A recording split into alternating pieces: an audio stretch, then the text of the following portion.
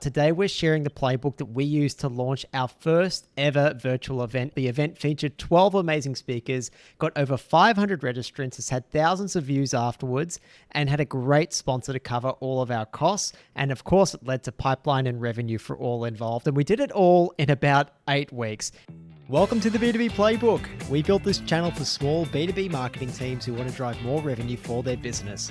Every week, we're showing you how to create more demand for your brand step by step using our 5Bs framework. So if you're time poor, resource strapped, but you still want to make a big impact on your business, make sure you hit that like and subscribe button down below so you don't miss an episode.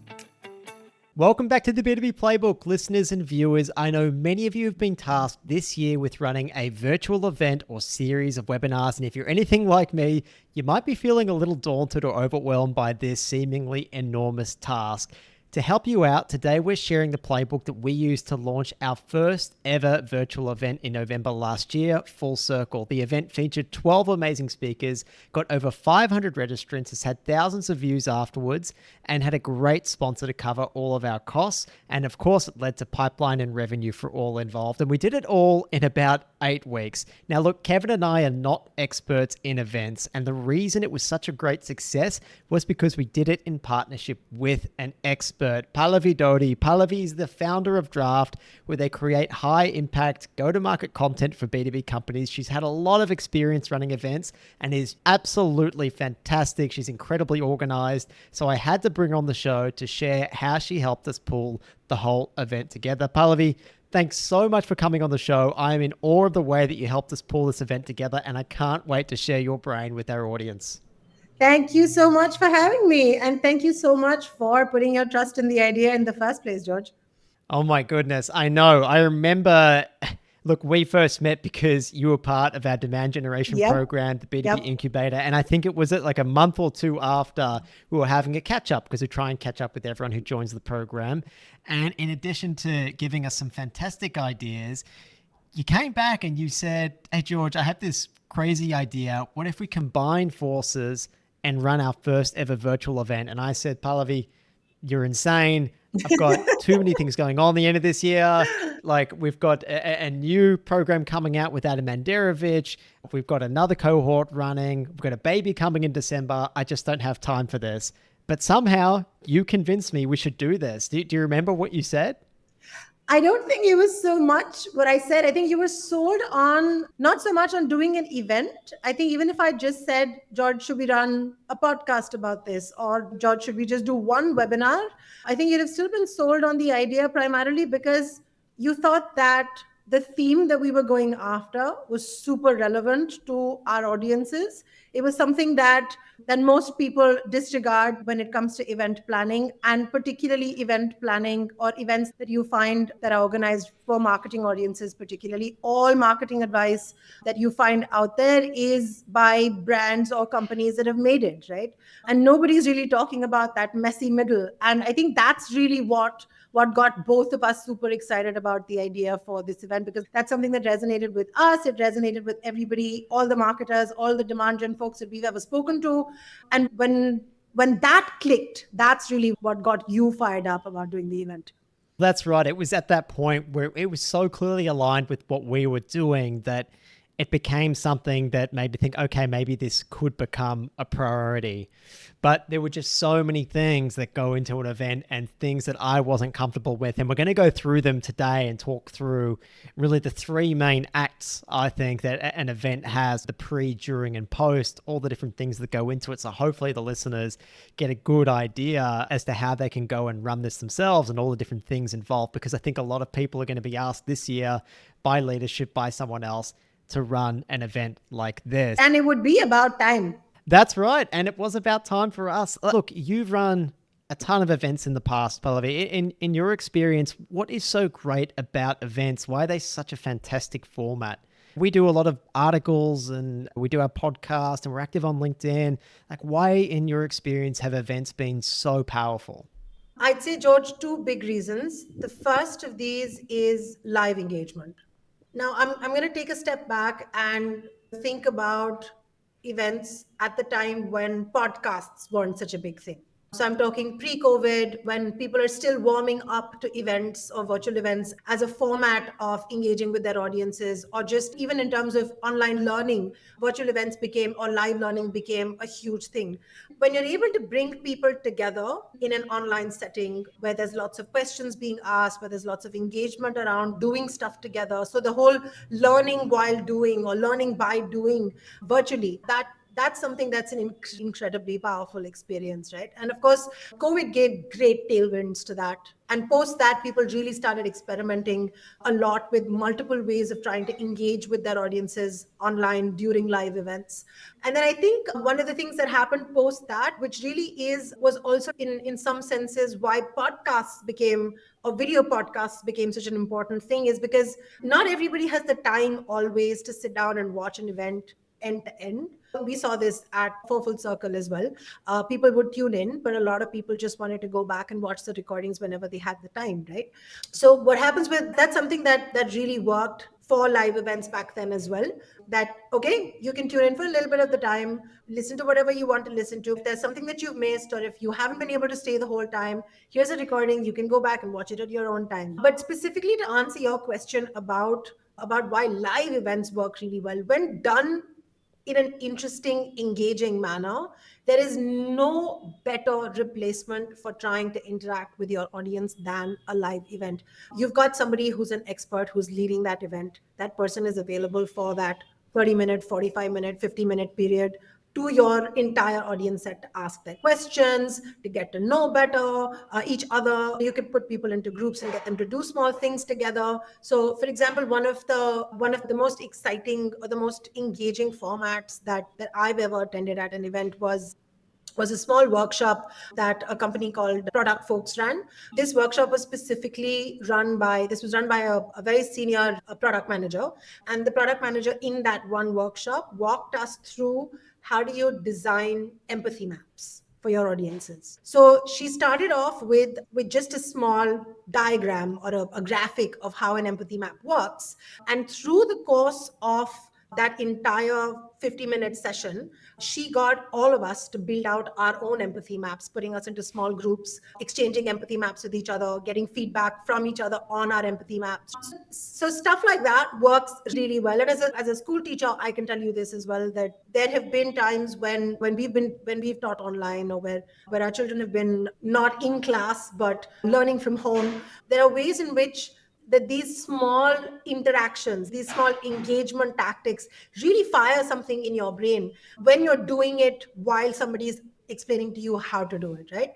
And that, to my mind, is possibly one of the biggest reasons why live events work so much better than, say, a recording or a podcast.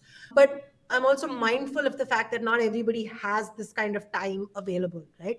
Which is why now there's like this sort of very blurry line between an event recording and a video podcast recording. But at the end of the day, the what both these things do, whether it's a video podcast recording or whether it's an event recording, what both these things do is allow people to learn in their own time at their own pace, and that's absolutely fantastic. That's one thing that I really loved about having you involved and really helping us lead the charge in building this virtual event party was the fact that you were a school teacher, and it was clear to me from the beginning that your number one priority was that our audience are actually going to learn something and they're going to take something away from it. And so I think it was like from a very first conversation, you're like, look, we're going to have workshops, masterclasses, and panels, and there's going to be resources to back up every single speaker. And we have 12 of them as well, which I just absolutely love. I think there are so many people who will go through and do a virtual event or attend one, and you just don't get anything from it. It's a lot of promotional stuff, or it's a lot of theoretical. But I think the beauty of these live events, as you said, is the interactivity, the reason to do something now, to learn something, to take something away from it. And I just love that approach of yours. Thank you. And I think a lot of the times that live events, or even if it's not live, even if it's just a recording that you're watching, right? A lot of the times this falls flat on its face because you promised that you'll help somebody do X, right? And at the end of that, the person still doesn't know how to do X. What was the point of that then? Yeah, absolutely. You've got to make sure that they're actually going to achieve that thing that you're saying you're going to help them do. All right, let's get into the different things that go into an event, Pallavi. I think we can take quite a structured approach to this, and you've definitely given us a structured approach. You came to me with this amazing template in Notion that you had built, which literally just acts as like a checkbox for every single thing that needs to be done. And I thought it was really fantastic. This is clearly not your first time doing this. The three major acts to an event are the pre-event, the during event, and the post-event. And I just want to go through some of those key things, Pallavi, and talk through what we needed to do for each of those. So the pre-event, all the things that need to happen in order to get us there to the actual event. The first one that people are probably asking is, okay, I've been tasked with running a virtual event this year or just a live event. How do I decide what theme the event should be? Like, who is it really going to be for? How did we work through that? Do you remember, Pallavi? Yeah. So I think for us, George, the audience was very clear, right? We're both working with marketers, we're both working with demand generation experts or leaders. So for us, our audience was very clear. But when we looked at a narrower slice of that audience, both for you and for me, we were mostly working with companies that have very small marketing teams or perhaps even one person marketing teams, right? So for us, it wasn't a very wide net of all marketers, all demand gen folks, right? It was a very small slice of that segment to say that we're going to very specifically focus on the challenges that come with being a small or one person B2B marketing team. So that's how we saw our audience. And that was great because we mapped out the other conferences, the other events that were out there and who they were serving to make sure that we were serving an audience that hasn't really been addressed before. And Right. I think that the thing that we ended up saying to them, it was really for marketers that needed to punch above their weight. I think maybe that was the tagline that we came up with. And Yeah. I think that really Yeah. resonated with a lot of small team B2B marketers who just have so much on their plate, but the expectations are really high. And they're often a small team in quite a large company as well. So they've got a lot to do and they have quite a large role. And more than the fact that they've got a lot to do, I think one of the things that one of the gaps that we were really trying to address with Full Circle was that most of the advice that folks get out there isn't really meeting them where they are, right? You mostly hear a lot of marketing advice. You hear about marketing strategies or tactics from companies that have really made it big. Everybody wants to do an Apple or a Nike or a HubSpot or a Freshworks, right? But how many of us are really there? We're not there. And we're not really getting to understand what Apple did in the first 3 years of being Apple before being what they are today. We have no idea what Notion did in the first 2 years of being Notion.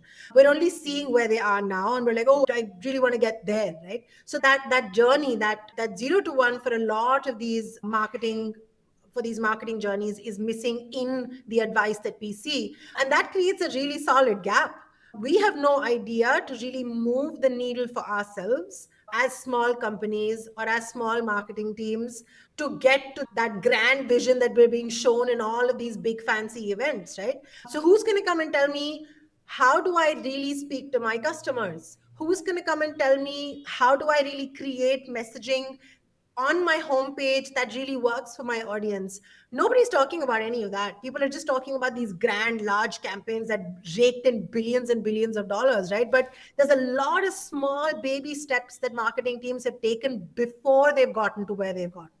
So I think for us, the bigger challenge to solve really was this messy middle that nobody's talking about when it comes to B2B events. And what I loved is you got us to, before we really did anything, we mind mapped this and then we documented it in an event concept note. And if you're watching the episode, watching on YouTube, like I'm showing what our event concept note looked like, where we very clearly detail in the overview exactly who this event is for, who the target audience is. We're naming job titles. Then we're talking about the structure of the event, and it's exactly what you noted there, Pallavi. So we're talking about, it was really split into three main tracks. The first one was really deeply understand your audience and the steps that go into it, and then creating content that provides serious value, and then how to then distribute that, get seen, and get results. And we listed the steps involved in each of those. So then there would be an actual sequence to that learning. And then we went and found our experts in each of those fields, but they would all tie into a cohesive framework. Yeah. We've detailed the principles, who it's for, the agenda, of course. And then, Pallavi, you also got us to include Just a couple of notes about speaker opportunities, because this is a concept note that we sent to the speakers that we had in mind, right? So why did we do that, Pallavi? Why was it important to do that?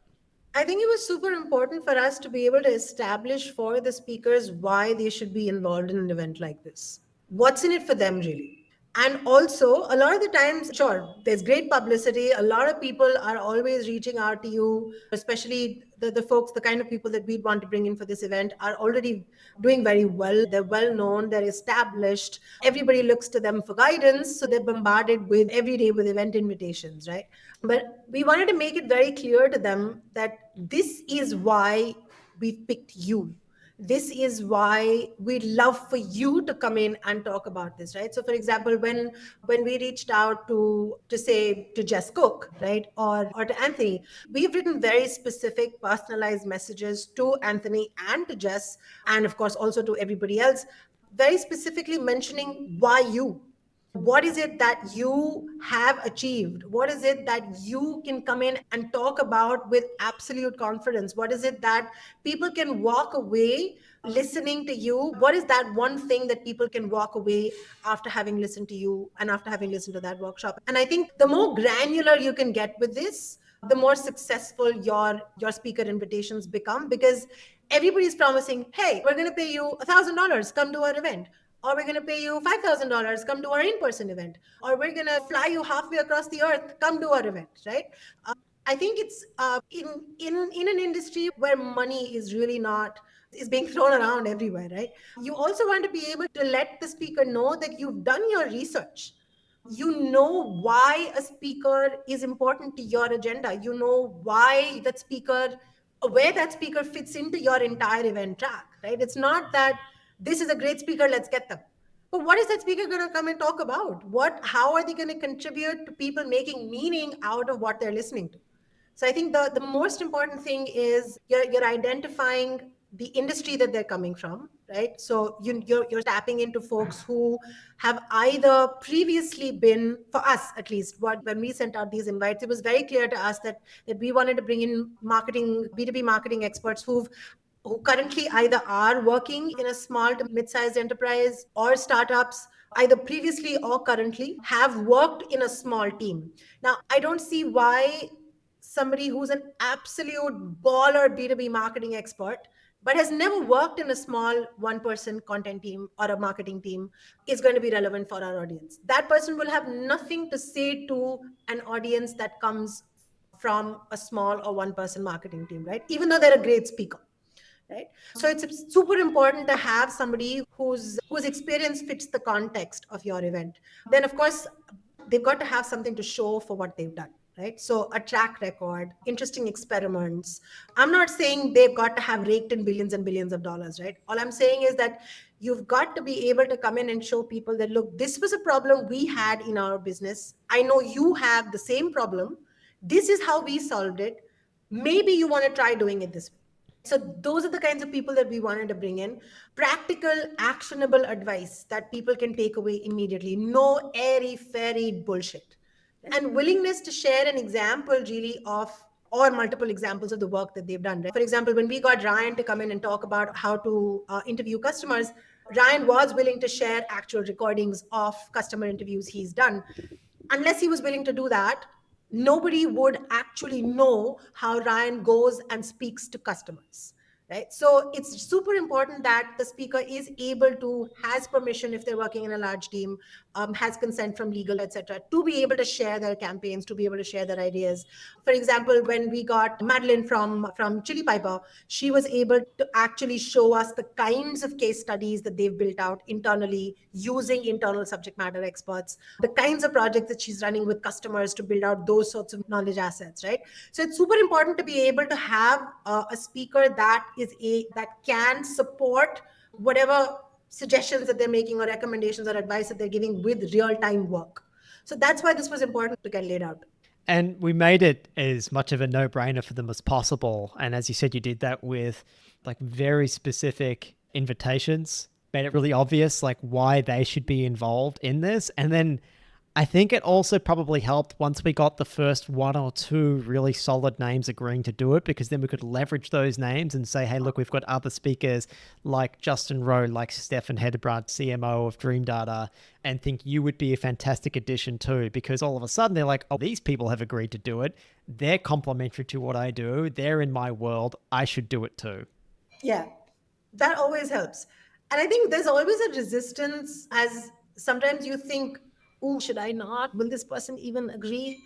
I think my advice to anybody who's thinking that, and I think we realized this also, George, while we were running this, is right, just shoot the shot. Like, don't sit there. What's the worst that's going to happen? They're going to ignore your message. Then they're going to say no. We got a lot of no's. We got a no from Rand Fishkin. I reached out to him. I wrote him a lovely little message, and he wrote back a really lovely little message saying, I'm sorry, I'm unavailable and I can't make it, but I love the concept. And that's okay. It's great to also to test the waters constantly and to come back feeling more accomplished about what you've been able to do. So I'd say a lot of the times we feel hesitant to approach people. You will be pleasantly surprised with how open and welcoming and appreciative people, especially in the marketing community, are of these kinds of efforts and how much they want to belong to events and causes and community efforts like this. So don't feel shy. I think that's my biggest advice to anybody who wants to run an event. Find your favorite speakers, reach out to them. Don't feel shy about them saying no. It's okay if they say no. That's not the end of the world. Yeah, absolutely. It took us a couple of goes to get Anthony Perry too, but we did end up getting him, which was fantastic. Okay, so then in terms of deciding who should we invite, they've got to be aligned with the theme. They've got to have the actions behind the words. They've got to be able to show like examples of their work, which is fantastic. They've got to be, I think, complementary to you as well. So your audience would benefit from following them and their information too, and then make your outreach as personalized as possible. Once we have those speakers really settled, the other key element in creating this whole event is all the collateral that you need to get sorted, Pallavi. So I think as part of that, you had brand guides, the website, assets to support and promote it, slide decks. There was a lot there, wasn't there? Yeah, absolutely. I'm just pulling up in the Notion doc where you've really put together our brand guide for Full Circle, Pallavi. It was very detailed, as you can see, like showing exactly what fonts we're using, colors, the different templates and assets that you pulled together. I think, did you use Canva for a lot of this, Pallavi? So we did use Canva for a lot of the assets that were made, but of course we did have a designer build out our entire event style guide or our design language to begin with. So the way in which a lot of the cards that you're seeing right now, we did get a lot of help from an external designer who built out our website. But of course, there's a lot that goes into, for both of us, of course, we needed to create a whole different design language and all of that. But for a lot of companies running events, they already have a preset company brand language, design language, all of that. All of that can easily be adapted to this, right? But sometimes you do want to create like if you're doing a marquee event, for example, you want the event language to not be similar to what your company language or logo is. Like you want it to have its own colors, its own logo, its own font style, its own visual identity. You'll probably want to get somebody professional to help you create that, which is what we did as well. But of course, this doesn't have to be super complicated. This, especially if this is your first event, I'd not recommend going all guns blazing into setting out a completely different event design language and so on and so forth, unless you really need to. Your company brand language, style guides, visual identity work just as well, perhaps all the more better, because you're just testing waters if this is the first time that you're doing an event like this. If you've got the bandwidth internally, if you've got a design team, if you've got people and resources who can dedicate time to building out a fresh visual language for your event, go for it. It's not unheard of. But what you would definitely want is to be able to communicate, or internally at least, why do you need a separate brand identity for this event if you're trying to justify that to yourself. Like for both of us, it was more an operational thing to have Full Circle be an independent entity. We plan on running it every year. We do want to be able to send this off to sponsors and so on and so forth. And so for us, it made a lot of sense. But as a company event, you may not need a design language. Pallavi, the one thing that I love that you got done, and I think actually drove a lot of registrations for us, was a promotional video asset, which you got done. I might just get us to watch that again together now, if that's Yes. okay. And then we can Yes. talk about how you got that done.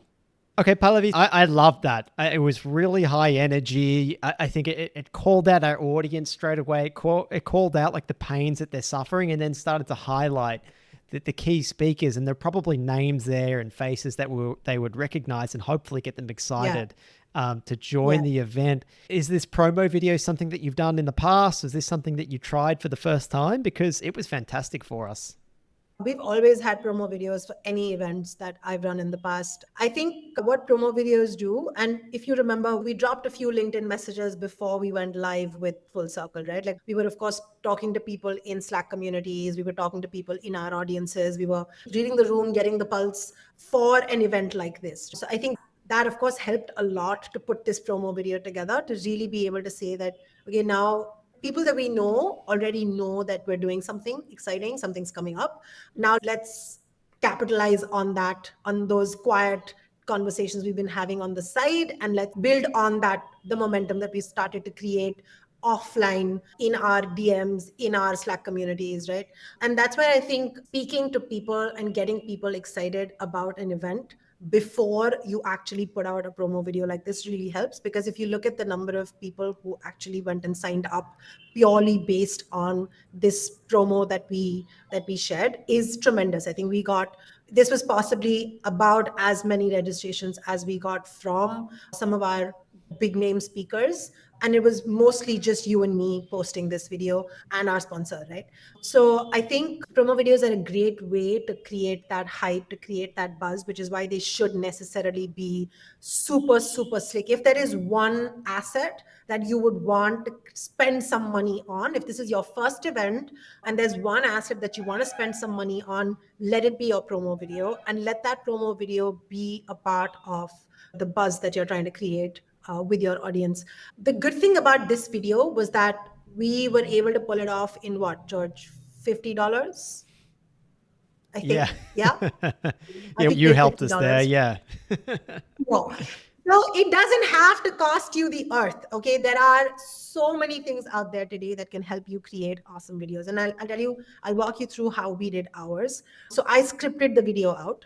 This script was very similar to what went on our website, what went in our concept note, essentially calling out B2B marketers, small or one person marketing teams, people who want to punch above their weight. What are the big challenges? Looking at highlighting the speakers, the themes of the event, and just a call to action.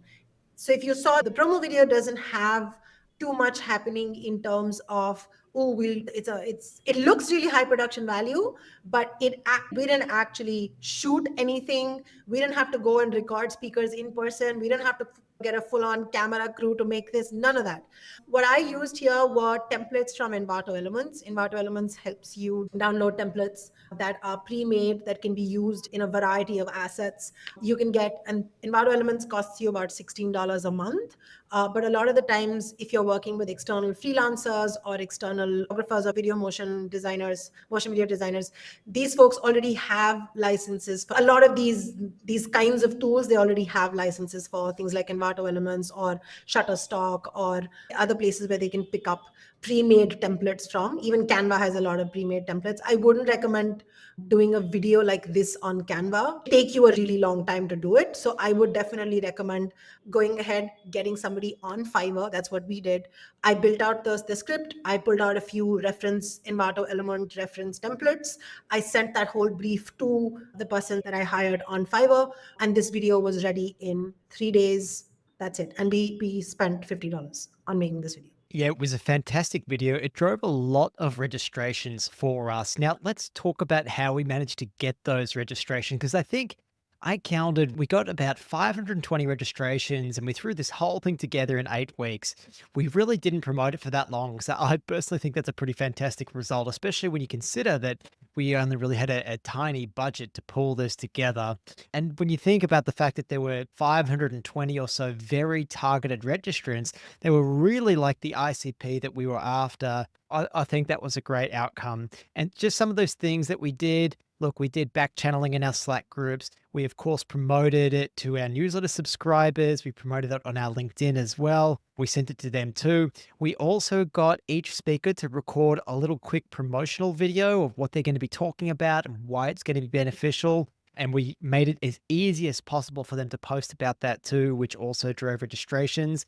We got a little bit of money from our sponsors too that we put into some thought leadership ads to boost things like this promo video. And we also boosted some of our own posts too as thought leadership ads, didn't we, Pallavi, that helped us promote the whole piece together. And I think we in the middle also posted about the event, about problems that the event speaks to as well. So those sort of supplemented the speaker promos. I think one of the challenges that people have when it comes to event promotion is really getting the speakers on board with doing the event promotion. Speakers are really busy.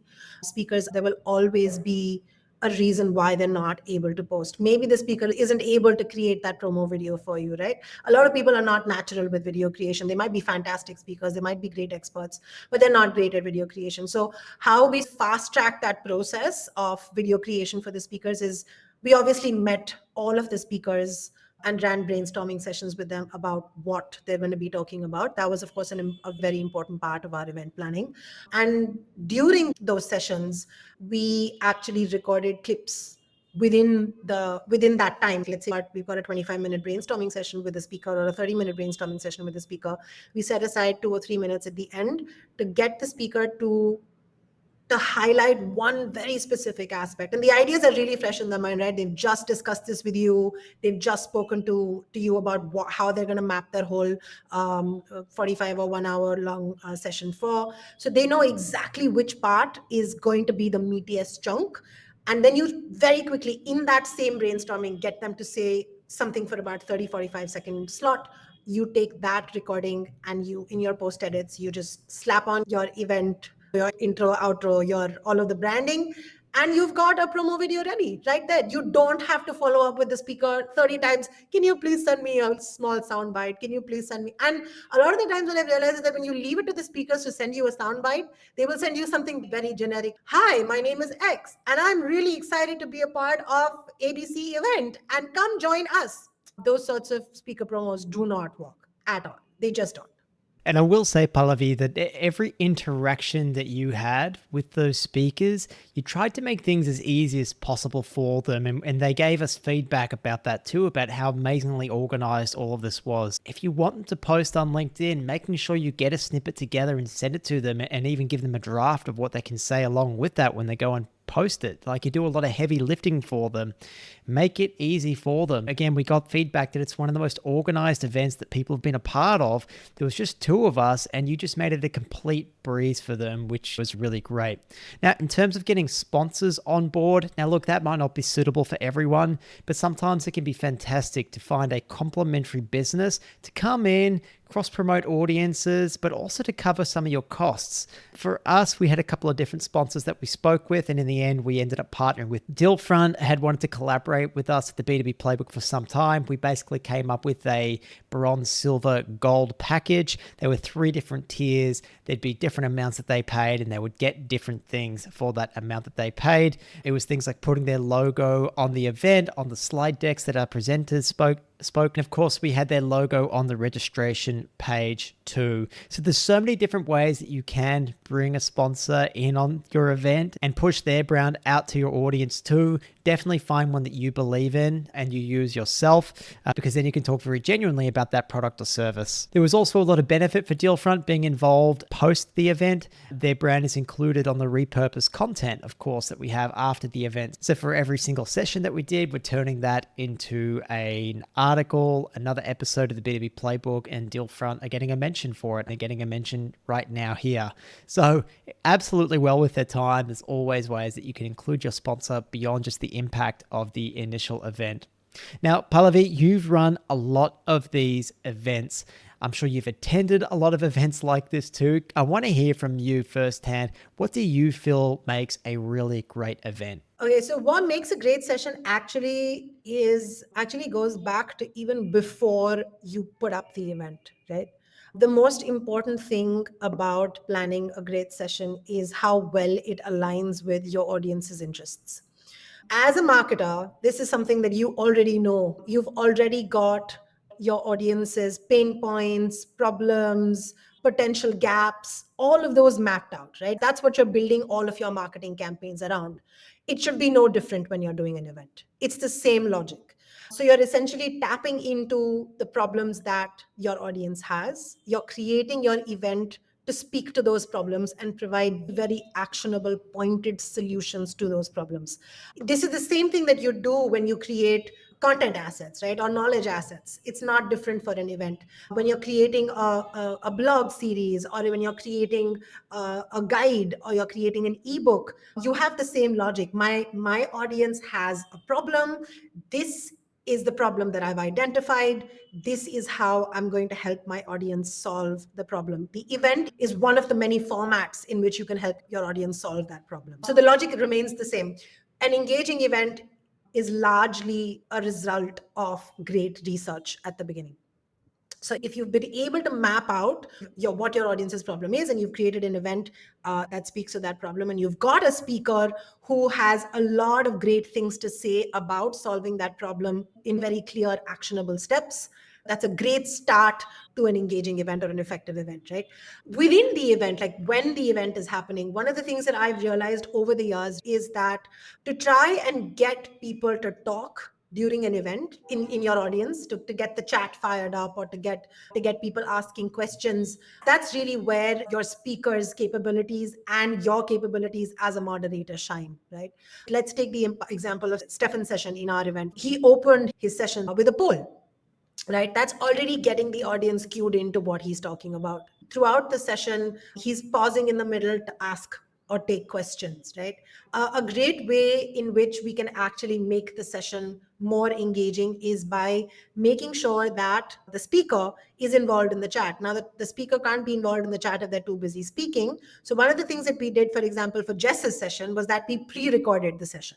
Right. So Jess came in a couple of days before her actual session day. She recorded the full event along with her slides and all of that. And as a result of that, she was absolutely free during her own session time to engage with everybody in the chat. And that's precisely what she did. And I think of all the sessions that we had, Jess's session possibly had the maximum amount of participant engagement, because Jess was in the chat, talking to people, answering questions, building on whatever it is that she had already recorded. She was building on that live in the chat as well, right? Adding more examples where she thought, or building on somebody's question to better connect with what she was already saying in the recording. So I think those are some great ways in which you can make the session more engaging. Use polls, use breakout rooms. There's a lot of great ways in which you can have people work collaboratively. Like, this obviously depends on how much time you've got and how much activity you want to have, but you could design the session in a manner that people actually have a tiny mini micro project to do before the end of the session. Like I told you, we were talking about those empathy maps, right? And we designed our own empathy maps. So something really small like that, right? Like maybe building out a content strategy framework, whatever it is that works. Anything that, and you've got to be time sensitive. So you can't give them like okay, go and build out a buyer persona, right? That's not going to happen in 45 minutes. So building out small activities that folks can do, ways in which they can talk to each other. People love talking to each other. So putting them into small breakout rooms is also always a great idea. Love this little hack that you got us to do on having pre-recorded sessions. And I know a lot of our speakers loved that too, because first of all, it relieved the pressure on them for delivering that presentation. And also the beauty of it is that they could then be in the chat answering questions live as the audience had them. So letting their presentation continue, but in the chat, like typing and replying to any questions that they had, which was awesome. And look, it's not like anyone is really going to stop in the middle of their presentation anyway. So I think it's a really smart format to do, and a much better way to keep it really interactive. Now, in terms of the way that the sessions work, there's probably 3 formats that we really use, Pallavi, and they were the live panel, where we had experts come together and address a particular question from yourself and from the audience. We also had, of course, workshops, where people were actually going through and doing something in that session. And then we had master classes. Would you say they're the three key formats that people can generally choose from when they're organizing an event of their own? Yeah, I'd say broadly it would be these three. You could also have collaborative sessions where, like I said, where people are working specifically on a little project. You can run these over a period of days as well. Like you want people to go back and come finish something, a research project. But that becomes more like a course. But during a live event, I'd say broadly these are your three options when you're looking at the formats. Okay, let's talk about actually running the event. So, as the organizer, you're in charge of making sure that all the speakers turn up. You're making sure that everyone turns up on time and everyone knows what they're doing, that they've all done their tech checks. You want to make sure that things run smoothly in between sessions, that you have the introductions done, that you have the wrap ups done as well when you're ending the conversation. Pallavi, to help us, you created like a whole lot of scripts for us to keep us on task. You created a calendar and a timetable for us, which is really helpful. So we knew what was happening and where we needed to be. There were two of us running this whole thing, which I think is probably the bare minimum for an event. Can you talk to us a little bit more about event execution and how important that is? Yeah, I think event execution is super important. I started doing online events when Zoom wasn't even the common household name that it is today, right? So at that point in time, you really didn't have the capacity to be able to plan and execute it the way in which you can today. You've got a bunch of tools, like we used Airmeet to do this for us. There's Fast, there's loads of tools now that help you with the execution part of the event.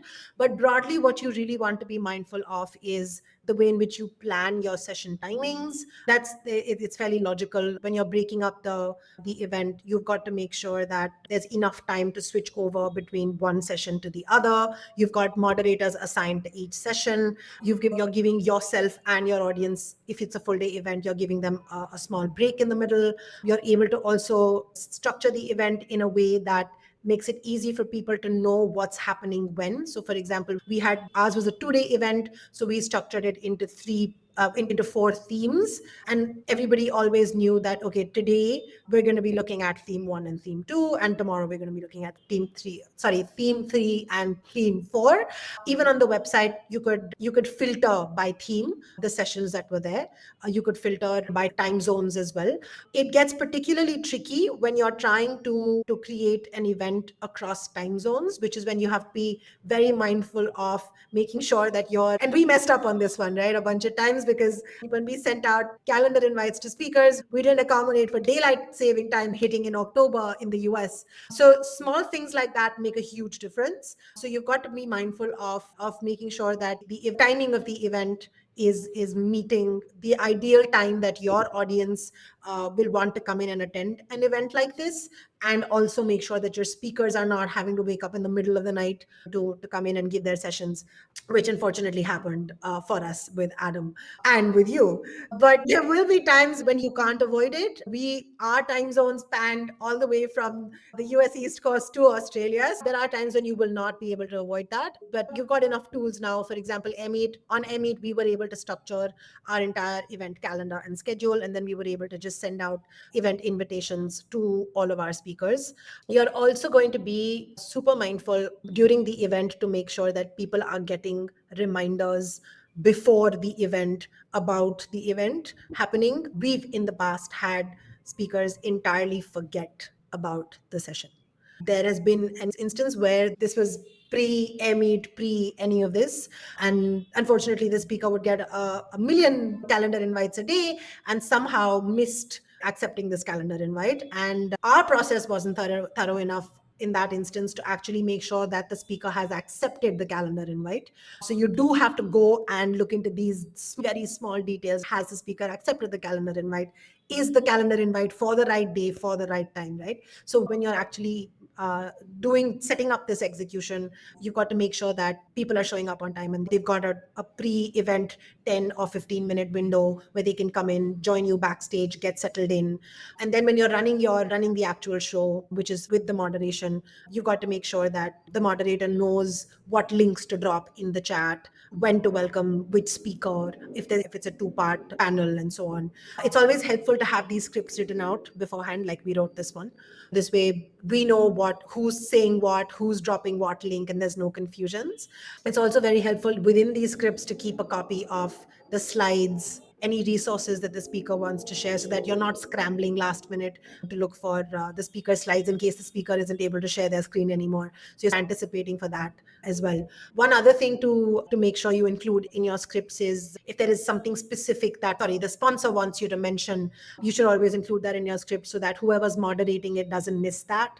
And then, of course, if there are questions that you've received in advance from your audiences, or if there are questions that you yourself have, it's always good to have a few backup questions in case your audience is not super engaging, or if there's not that many questions coming in for a session. It's always good to have that set of extra questions at the end so that you can build that level of interaction.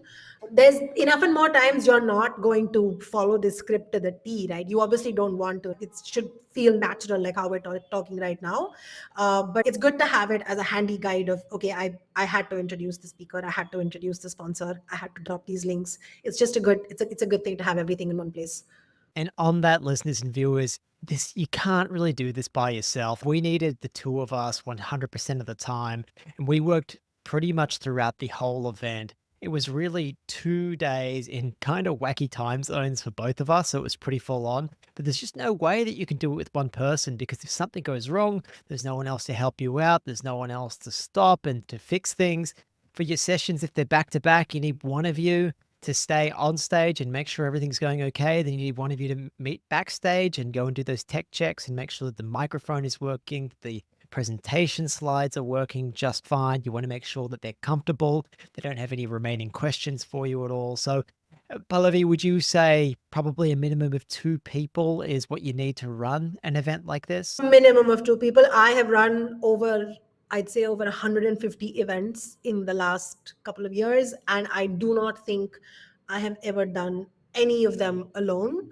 And that's only and only because shit breaks, things go wrong, right? And you need to have a backup. There has been a time when a speaker has dropped off mid event, mid session, and I have taken over the rest of the session. And because I had their slides and I was familiar with the topic, and I've delivered the rest of it, and I said, okay, I'll walk you through what X was already talking about, but we'll make sure to come back with a better recording of this and not waste your time, right? But there are instances where in our session, for example, Ryan's slide deck stopped working in the middle, right?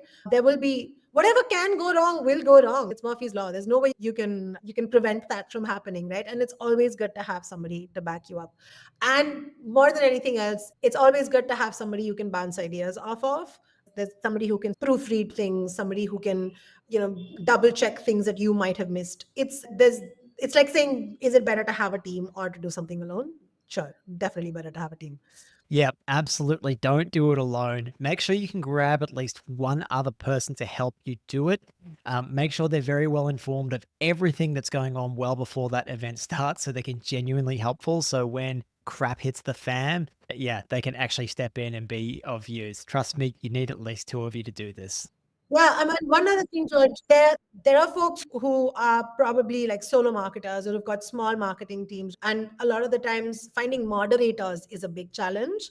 In my experience, customer success folks are almost always super duper happy to help with running events.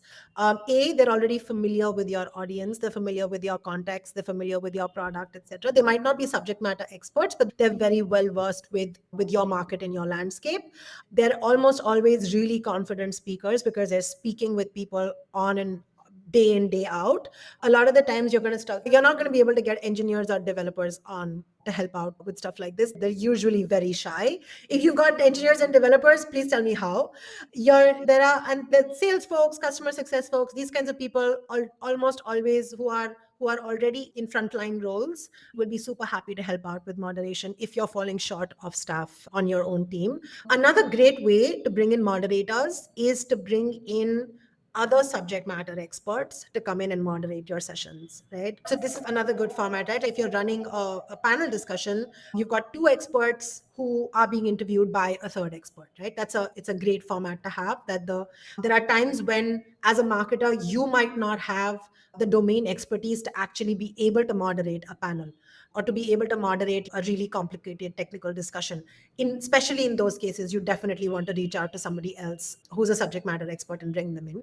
Even otherwise, people who are broadly known in your industry, great to bring them in as a moderator for your panels or even as a moderator for other sessions. So lots of workarounds for if you're falling short of hands.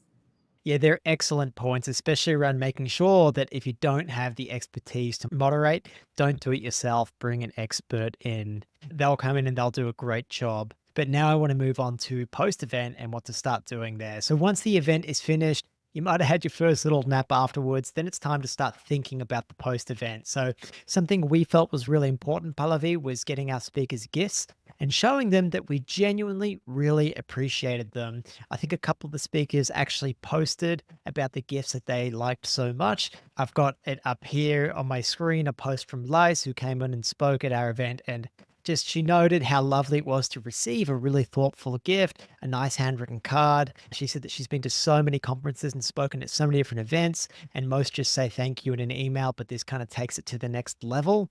She's really grateful. She said it was a really positive experience, and then she posted about it. She tagged us in it. Fantastic for us, fantastic for our brand. Great to continue to foster that relationship, and everybody's happy. And then, no doubt, if we need to ask her to introduce us to someone in the future, she'll probably be more than happy to do it. So don't skip on what to do. Post event gifts are a really great way to really solidify those relationships that you're building during that event.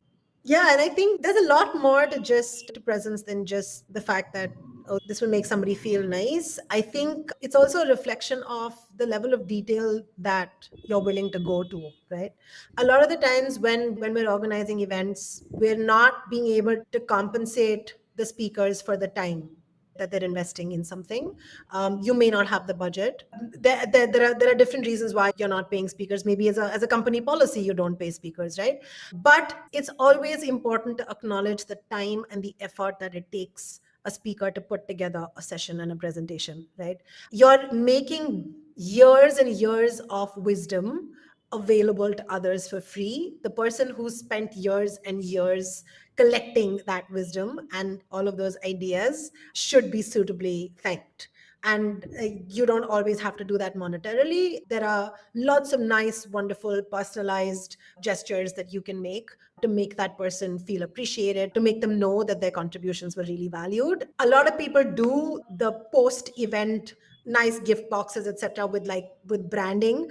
Our gift box didn't have a brand attached to it. Like, we didn't put Full Circle, we didn't put Draft, we didn't put B2B Playbook on any of the things that we sent our speakers. And that's because I think to me it was very clear that this wasn't about George or me or the B2B Playbook or our sponsors or about Draft. It was just about the fact that we were truly thankful to our speakers who trusted us in pulling off an event like this for the first time. And I think to do that, Pallavi, for a lot of the speakers, we used Etsy to send them something because it was a little bit more bespoke. It wasn't branded with either of our brands. And I think the speakers really appreciated that. They felt that we were very genuinely thankful, which of course we were. So it's nice that was communicated through that little gift. Yeah, like for our sponsor, the thank you present that you sent out to Deepak was a travel diary, because Deepak is a globe-trotting traveler, right? Like, he travels 25 out of 30 days in a month, and he loves traveling, and he's a digital nomad, as he calls himself, right? So sending him like a travel diary was a super super cool idea. So that's what I'm trying to get at when I say that you can get a little more personal with the presents or the gifts or the thank yous that you send your speakers at the end of events. And Etsy, of course, is a great choice, and they deliver worldwide, of course, right? Etsy is a great choice because a lot of these sellers on Etsy make a lot of beautiful handmade stuff. They also offer branding and customization and personalization. So you can get speakers' names written on certain items or add your own brand and things like that. I know a lot of companies do often have a lot of branded merch, which is very cool that they want to send out to speakers. But I'm saying the speaker invested a lot of time in your event. reciprocate. Etsy have also introduced this feature. I don't know how long it's been around for, but when you send a gift, you can also automatically record a video to go along with that gift. That's then received in their inbox. They see that you're sending them a little something. And also there's just a very personalized, warm, heartfelt 30-second video message, thanking them again for their time, highlighting one or two key things that I think you learned from it. And again, just doing something nice to develop that relationship even further. I think it's a great touch. And what mattered more than, hey, okay, this is a great photo op. Somebody might post a picture of this and put it out there. There's nothing wrong with that. Okay, as marketers, we should not judge ourselves for wanting to look out for marketing opportunities. It's what we do. But here, I think for me, more so because we were so closely involved with these speakers and we knew how much time it took to make the sessions, and then they went out and posted about it, and then they commented on I mean, it's a lot of time. It's a lot of time, and time is money. So if I'm able to say thank you, to appreciate that, is far more important to me than saying, hey, here's a last branding op, right? So come at it with genuine appreciation for your speaker, right? Don't just come at it. That's what I'm trying to say. Don't just come at it as a branding opportunity or as a, oh, look, it's going to be very cool if we send them like a branded mug, right? Or just sometimes it also comes across as being really impersonal, just sending a company mug, right? Nothing wrong with branded merch, okay? And I'm not shitting on branded merch. All I'm saying is that if you take the time to make something a little more personal than that, it goes a much longer. And then, of course, you also have to make sure that you get the content from that event to your attendees so you can get it in front of those who registered but didn't get to turn up, or those who turned up to one session but didn't get a chance to stick around for the others. So we want to make sure that content is available for people as soon as possible. A lot of these event platforms, they allow you to do this quite easily. We were being cheap asses. We didn't want to pay for the platform any longer because these event platforms can be pretty expensive. So we took the cheap ass route of downloading the videos straight away as soon as the event finished, closing down our subscription, and then uploading them to a YouTube playlist. And then that was something that we could send to our attendees within 12 to 24 hours of that event actually concluding. So while there was still interest in it, we made sure we got that information to people. Yeah, absolutely. And I think the faster you're able to do this, the better. People, your event is already fresh in people's minds. You're able to send out a recording for something which somebody might have missed. They might have dropped off mid-session. You're already captive. You've already got a captive audience. Make the most of it. So don't delay sending out the recordings. The fastest and the cleanest way of doing recordings really is it. So when you're even before your event goes live, one of your event collaterals should be a YouTube thumbnail or a Vimeo or whatever other recording video platform that you're using, a thumbnail for your videos which has the event name, the branding, etc., which you will be able to add to your video recordings. Most of the times your videos will not require a lot of editing. Your speakers will already be speaking based on their slide decks and so on. At best, the only thing that you'll want to maybe remove at the end is bits where there are transition times in or breaks in the middle. But apart from that, your post edits should be super simple. Don't think about making this super high production value. People have already seen the event. They know what the event looked like. There's no point in making it look a million times better. But the idea here is to be super quick with sending them out. And I think because we were quick in doing it, Pallavi, that we managed to get a lot more views on those videos from people who might have turned up to sessions but couldn't get round to others, or those who just couldn't make one that they really wanted to. And I think what's wonderful about this is that this isn't where it stops. We now have 12 amazing sessions with 12 amazing speakers, and we have incredible detail with slides and video and audio from all these great speakers. Now for us at the B2B Playbook, we're applying our repurposing framework, and we're going to turn each of those into another episode of the B2B Playbook. They're going to become a really in-depth article. We're going to pull snippets for our LinkedIn posts. We're going to pull video snippets for YouTube Shorts and TikTok. We're going to turn the key points into newsletters as well. For us, and I think I said this to you in the beginning, Pallavi, even if nobody turns up, at least this event is going to create 3 months worth of really fantastic content that I know our ideal customers are going to love. And that's a fantastic thing, a great relief to know that I have that much content in my back pocket, especially now with a newborn child that came on Christmas morning. Yeah, absolutely. And it also makes for even for the speakers themselves, when we're done with our post edits and making these shorter atomized versions of the event, we can also send them back to the speaker, and it gives them enough and more content to share with their audiences, right? So in very many ways, this increases the longevity of the content that you've produced. So it gives it a much greater shelf life. Yeah, that's right. Look, you can 10x, maybe even 100x the number of eyeballs that you're going to get on it by doing this repurposing. You can just keep using it again and again. And then it makes it even more worth everybody's time. You're really doing them favors or really thanking them for getting involved in this event if you focus on distribution too. So it gets so much life after that event alone, after that session alone. Correct. Absolutely. Now, Pallavi, probably the last thing I wanted to touch on was that people should probably create some kind of post-event report once that event is done. Maybe you want to go more into detail on that when we get into our joint program that we create, but is there anything specifically now that you want to mention? Yeah, I think the most important thing, and a lot of your event platforms will already give you a post event report, right? Basics to cover would really be your demographics, like where did majority of your participants come from, what were the sort of roles or the titles, and you're trying to look at how closely you were able to connect with your ICP. So what were the roles or the titles that these people added when they were registering? What sort of companies did they register from? Are those companies in your ICP? That's another great mapping that you'll want to do to see whether this event resonated with your target audience. So for us, for example, we were looking at companies with employees between 200. We were looking at companies in the US, in Europe. So the geographies were identified accordingly. We were looking at demand gen leads, heads of content, heads of marketing, founders also sometimes at small startups. So those were some of the parameters that we were looking for when it came to the demographics and firmographics. You'll also want to then look at, when you're looking at the registrations, you'll want to see which channels were most effective. You'll want to see, whether LinkedIn gave you most, depending on what channels you actually put into place in the first place. So which channels: email, newsletter, your LinkedIn posts.